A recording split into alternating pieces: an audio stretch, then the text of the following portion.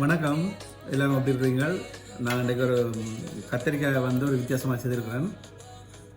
அதை எப்படி செய்தன்றதை அப்புறம் நீங்கள் வீடியோ பார்க்கலாம்.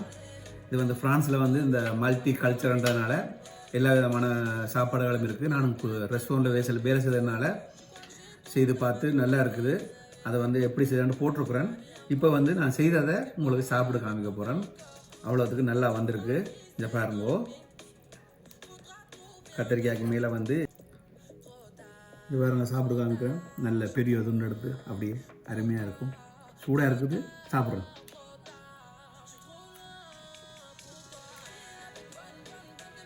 நல்லா வெந்துருச்சு கத்திரிக்காய். சும்மா பொய் சொல்லல, நிஜம். அவ்வளோத்துக்கு இதையும் சேர்த்து சாப்பிடலாம்.